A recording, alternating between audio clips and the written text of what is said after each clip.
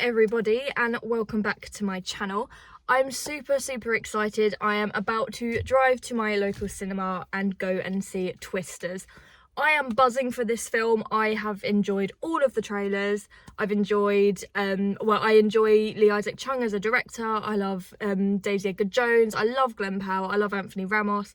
I am buzzing for like every element of this film. I recently watched Twister, the first one, about a week or two ago, and I absolutely loved it. So I'm really excited to see where this one takes it. I know you don't need a plot summary, so I'm not going to give you one. I'm just expecting really cool cinematography, lots of action, and some awesome performances. I will take you along with me, and then we'll have a chat when I come out, and I will let you know what I thought.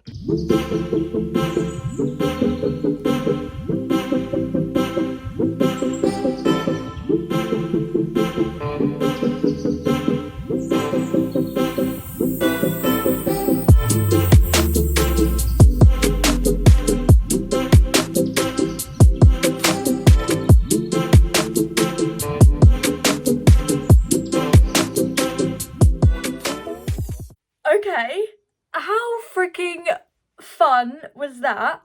I was excited for this film, and I am even more excited to talk to you guys about it than I even thought I would be. I really enjoyed this one. So as with all my reviews, I'm going to let you know the positives first, then any mixed we may have, and then any negatives. The first thing I want to talk about with Twisters is the approach it took. Obviously, this is, if you like, a legacy sequel. It's been almost 30 years since the original. Many people have said that it's been gagging for a sequel for years. It's a long time coming. It really deserves one. I do agree, but it's hard, isn't it? Because you want more of something you like, but at the same time, you don't want it to feel like a cash grab, and you don't want it to ruin the original. The approach that Twisters takes is so genius, because it has enough of its own edge and its own flair to stand on its own, but it also has all the nods that you want and all the callbacks to the original that makes it stand on its own and work well, but it's also really complementary to the original. You can watch them both back to back and get kind of different experiences out of them, and neither one sort of hinders the other. What always worries me with like sequels, legacy sequels, reboots, and whatever you may have, it's a cameo fest, it's a schlock fest, it often feels like a cash grab, but Twisters avoids all of that. We've got no cameos, we've got no recurring characters, so in that way it doesn't feel like a direct sequel, and it also has its own story, so it doesn't feel like a remake either. It's just set in the same world, it's storm chasers doing what they do best. And yeah, it just has it goes for like its own thing. I'm explaining this really badly, but hopefully you get what I mean. So I just really appreciate the approach it took. The callbacks are really fun. So it's got lots of Wizard of Oz things. It has like Dorothy in it. A lot of the characters are named after characters from Wizard of Oz as well, which is really fun. It also has like the different groups of different storm chasers that all have their separate personalities like the original does, which keeps things more fun. And it also has like a budding romance with the two leads where they're quite bickery and argumentative and they don't seem like a good match, and then they eventually come together. It's got all the things that made the original so fun, and I'm just so glad it utilises them. Oh, another thing that it has is the animals going into the tornadoes. In the first one, it's a cow. A little bit different this time, but I'll let you see for yourselves. So what it adds in, we might as well talk about the plot now, because I really enjoyed that as well. What it adds in to make it fresh and new, it's just mainly with the characters. They've all got their own distinct personalities and they're really well developed.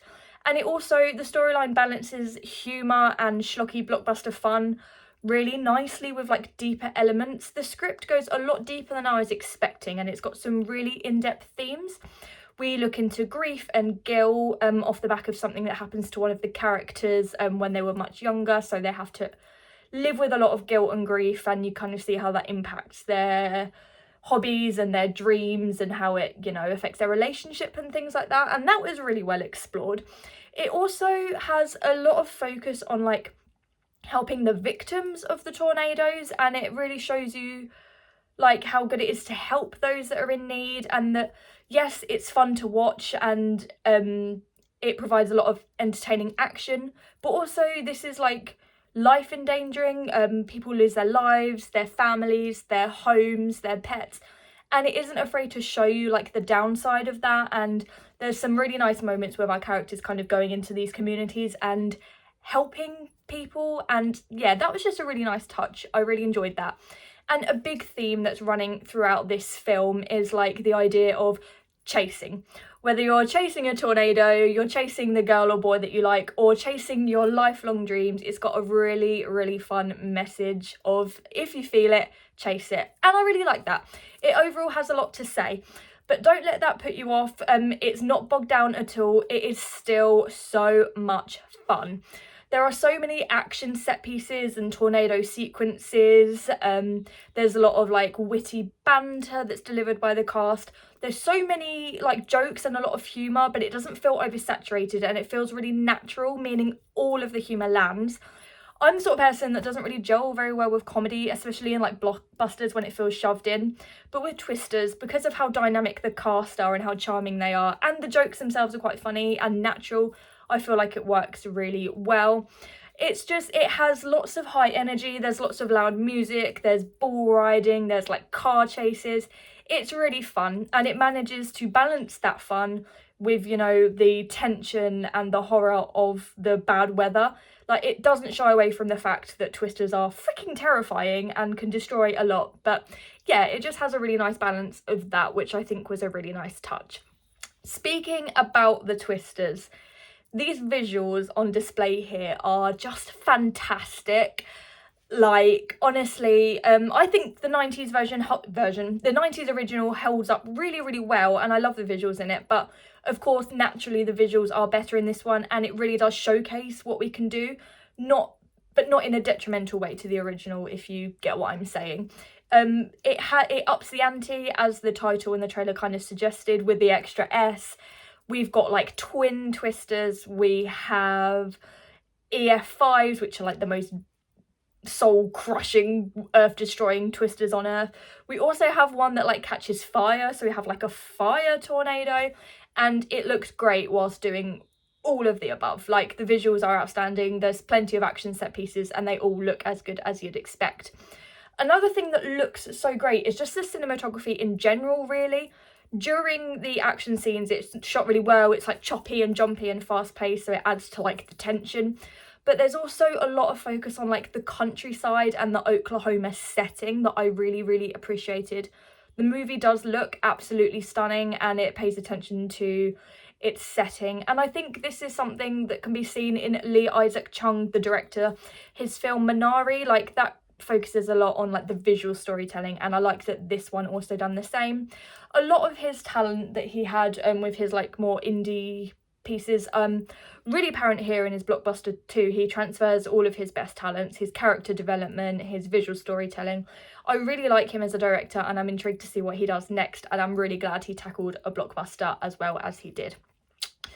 Going naturally on from the look of the movie is the sound of it, and I think that sometimes the sound design on display here was even more effective than the visuals. It's just used so well, and sometimes it was scarier than the actual tornadoes themselves.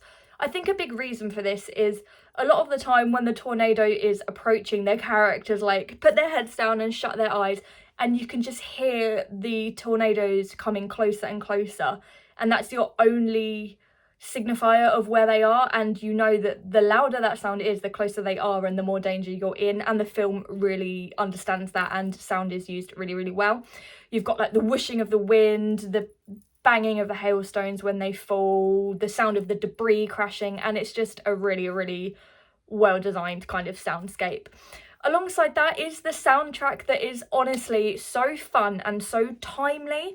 There is a lot of like country music, or modern country as I like to call it, in the charts now. It's taken like a real boom. It's the thing at the moment, and this like unintentionally capitalizes on that so well. Obviously this film is set in like the countryside of Oklahoma, so the country soundtrack kind of matches the tone of that really well, and it makes it feel really immersive. But the songs on their own are just great. You've got like Luke Combs in here, you've got Lainey Wilson, lots of really popular current country artists, and it just made for a really immersive and fun sort of big picture really. One thing I haven't spoken about, and it's one of the most obvious things that's good about this film, is of course the performances. You cannot talk about this film without talking about Glenn Powell. He is being dubbed currently by a lot of people as like the new movie star, and his performance definitely lives up to the hype. This character is really similar to the character he plays in Top Gun Maverick, where he's quite cheeky, he's a cheeky chappy, and he's got a lot of like suave charm to him. But then the further the film progresses, the more we're kind of let into him as a person, and we do see that he's got a soft side. And Glenn Powell plays every angle of that really, really nicely. He's excellent at delivering comedy and humour, but then he's also really good at those quieter, more nuanced scenes as well. I loved his performance here, and I do think cast-wise he is the standout. Of course, Daisy Edgar-Jones is starring opposite, and she is a perfect match for talent. I absolutely adore her, and her performance here is really good. A lot of the emotion is through her character, and she does a really good job at dealing with that. And my main thing I loved about Daisy's performance is how she kind of navigates that guilt and that grief, and how naturally Daisy can encompass that kind of like getting back to her old self and getting back out there and trying to overcome her fears, her anxiety, and just getting her spark back. And I think Daisy showcased that really, really well. I'm going to go into my mixed now because this really nicely follows on. My main mixed aspect is the supporting cast. The good thing about this is the supporting cast is so stacked. Like, I can't even explain to you how stacked it is. It's like Oppenheimer levels of stacked in terms of the amount of memorable names. I'm not saying they're as famous, but you know what I'm saying. And it's all like recent up and coming talent. We have Katie O'Brien, Sasha Lane, David Corenswet. Who else do we have? Kenan Shipka. There are so many, Anthony Ramos, of course, he's like a main character in it. There's so many like up and coming recent movie stars, and they're all absolutely fantastic. The reason this is in my mixed is because when you've got this much talent in one place, a lot of it is underutilized. And if you're like really excited to see some of these, maybe their recent favorites, you will probably be disappointed at the lack of screen time they have. I think the biggest victim of this is Katie O'Brien, and the main reason this is so disappointing is because she's given one of the best performances of the year so far in Love Lies Bleeding from Rose Glass earlier this year. And she doesn't really get much to do here. She doesn't even really have much dialogue, which is such a shame.